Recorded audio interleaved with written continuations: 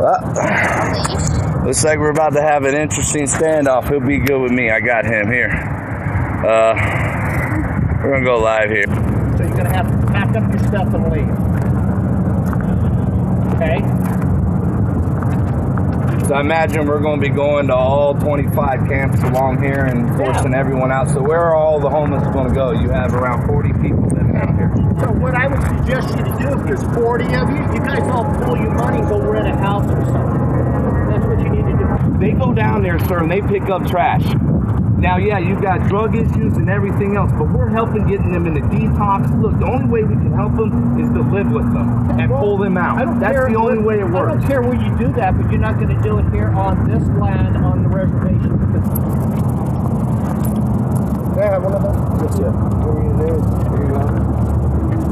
This is just advising of everything that's going on. All right. Here, I'll even give you one. Take this. As of right now, it looks like they have jurisdiction for about maybe 70 yards. So 70 yards, we're out of their jurisdiction. Anyways, we have the backup property that we can move to. So as far as we're concerned, Alpha Base is still operating. And we're basically letting them know what we're doing because we're not breaking the law or doing anything illegal. We're helping people and picking up the trash on the land that they're not managing. But we're going to move over a little bit. You can get out here. I'm going to save the battery and we're going to start getting with our teams. And I know some of you, I'm calling you right now, so I'll get to you guys right now. Come on, Solo.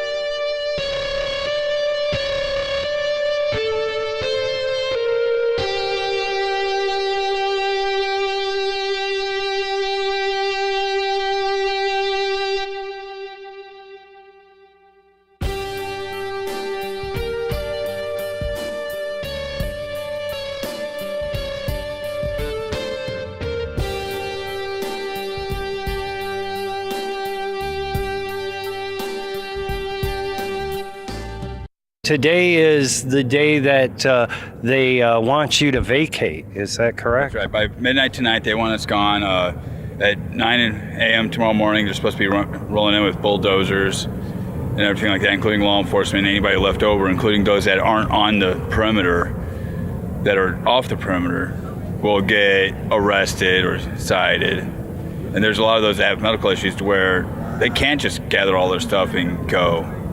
And have nowhere to go, and a lot of them plan on taking a stand against law enforcement tomorrow that aren't on, the VOP base itself. Okay, and they're going to try to take a stand right here. Then they just don't want to move. Those that aren't, on the base itself or plan on taking a stand, wheelchairs and all. Okay, and wheelchairs and all. And from what I understand, this wash that you see in the background, people have been living out here for many, many years, right? There was one person I met that has been out here for 35 years. And he doesn't want to leave, doesn't want housing or anything like that, and he is a veteran. He's just been out here too long, doesn't care about getting housing, he likes being off-grid. Okay. So he probably doesn't come up and hang out with you guys, huh? He'll come up occasionally to get a food bag or sit down at a hot meal. Okay, cool. Well, you want to show me what's left here, I guess, on the last day? Where instead of coming out getting something to eat or getting a cup of coffee and going back to their tents and hiding out or disappearing for the day, they come out under the canopy and socialize, talk to each other, and then it led to them hanging out together and just continue the conversations late into the night. Okay. So this is a canopy, so for shade. Okay. We had tents set up here, we had to take them down due to the effect of the eviction. We had this morning at 6 a.m. a family of 4 head down to Tucson because that was where they were headed to anyway, which was thankful and good luck for them because that's where they was wanting to go, and we got them there. So they're now at our Bravo base location there in Tucson. A lot of people that are out here, they don't fit into society or meet society standards, of being sociable. Through us, they're able to meet people that are just like them and get back into the social environment, which will make them more socially comfortable. But most people, have a different perspective on those that are homeless, thinking that all of them are druggies or all of them are, prostituting themselves out on the street corner for whatever reason. And it's not true. A lot of it's hard luck. Some of it's drug use. But a lot of it's hard luck and loss of hope or being rejected by society because of a military background or growing up in a certain area. And it takes its toll on the mentality of the people. Yeah, I understand that. Do you have a military background? I Yes. see you're the... I was served for 3 years in the United States Army. I was a field artilleryman shooting cannons. And I was stationed at Fort Bragg, North Carolina. They call me Yoshua. Yoshua? How would I spell that if I was... Yoshua. How long have you been out here at Alpha Base? I've been here about a month and 2 weeks. Or 2 months, excuse me. 2 months, and... 2 months. Okay. And I've been doing all that I can. And since they have to move to Phoenix, today, they had the private property that they're being run off of now.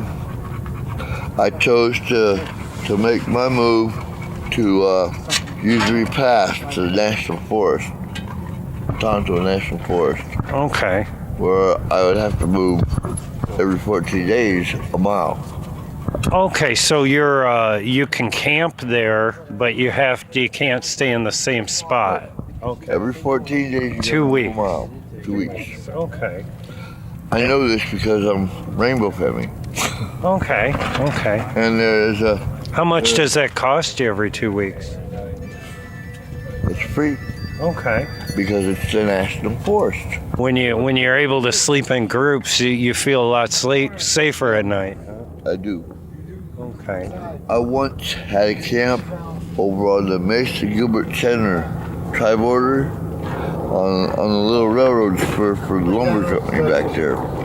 15 people called me the head of the camp. I oversaw everybody going out to work every morning. I cooked the meals, me and my second wife, and just made sure everybody knew that when they came back to camp, they had to pitch in for either one way groceries, one way, it doesn't matter how you do it. Some people dumpster dove, some people worked. But everybody pitched in for the food. Of course, there were churches and personal people who would come and make donations. There were two apartment complexes on the dead-end street that we were on. The children kept coming to visit us. I made sure they had their parents come and visit us before they were allowed to stay any length of time. So that the parents knew what was going on. And we all, 15 of us, met with the parents to let them know that we would respect their children and not use any drugs or alcohol when they were present. Yeah, well, that's very commendable. The way it started, the children kept wanting to bring us donations, and I explained to them that we can't accept it from children, but if you ask your parents and bring your parents to tell us that you can give us this, then we can accept it. So since you've been out here at VOP, where did you come from? Like, where were you living prior to getting on base? Anywhere I could find that the Mesa police wouldn't terrorize me, literally. Okay. Going to jail for criminal trespassing when I was suffering from a medical problem. Last year I came down with pigeon mites at the beginning of the year. I didn't know what they were. I didn't even know they were a parasite. that has a symbiotic relationship with pigeons. Okay. And they got into my system. They, like a beaver damming up a stream, they got into my kidneys, tract and bladder. And so you couldn't get rid of all the impurities. Huh? By March, I was wearing a catheter. By May 22nd, I was in the hospital with total renal failure. Renal failure, that is. I was dying. Wow. A literal walking dead man or zombie. And the hospital was able to help you out? Well, from the beginning of the year on, the doctors at Desert Banner in Mesa denied the existence of those parasites. And it just got worse, huh? Okay, they didn't know what was going on. And they wouldn't keep me at the hospital. What can you tell me about life on the VOP Alpha? Life here has been great. It's, like I said, I helped out everywhere I could. I commandeered a walker where I could. How do you commandeer a walker? Did you steal it from an old person that can't defend themselves? There was a walker that had been donated. So you commandeered it for personal reasons. Yeah. Oh, okay. I thought you were going to the grocery store and taking it from old ladies. I used it. I could actually do a little more with the walker than I could with my cane. Okay, well that makes a lot of sense. I move a little quicker, and I could carry one or two more items. 4-wheel drive is much better than the one wheel. So for today, that became my overload wheels on my bicycle trailer. Okay. And it's because my bicycle trailer is a full suspension trailer for a bicycle. The springs on it squatted down to put the front wheels of the walker, which I 6-point tied to the back of the trailer. You mentioned when you came here, one of the requirements is, you shouldn't bring drugs in here. Right. You said you... And I didn't. I was about 2 weeks clean at that time. When you stepped on base? When I arrived here, yeah. Okay, and then you said that you were clean off of methamphetamine for how long in total now? Over 60 days now. I lost count after 50.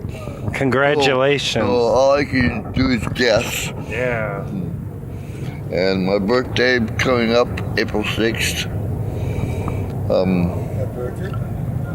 I'm doing great. Good to hear. I'm living life a lot more than I did when I started doing the math. Do you think sometimes the war on drugs is a lot harsher than the drugs themselves? Well, let me just say this. God gave us the marijuana. It says so in Genesis chapter 1, verse 29. That's Genesis, the first book of the Bible, 1:29. Well, it always boggled my mind how they had to... I'll let your viewers read that for themselves. Well, I know Genesis does say every plant and herb and seed to be used. It just... Every plant that bears fruit or seed in the life of itself. Yeah, it just boggles my mind, like when they made alcohol illegal, they had to make an amendment to the Constitution to take away that right, and then they also had to amend it to bring it back. What gets me is that God gave it to us, but the government wants to tell us what we can put in our God-given bodies. Well, there's a lot of stuff that's harmful. You've had some experience that, but does the government telling you and throwing you in jail and doing all this stuff help? I have been in prison twice, starting at 50 years old. Was it on drug charges? Marijuana, because I had the weight of a grain of rice hanging around my neck in one of those anodized aluminum pill containers. So how long did they lock you up then? A year and a day. Oh, and they probably charge you a bunch of money too.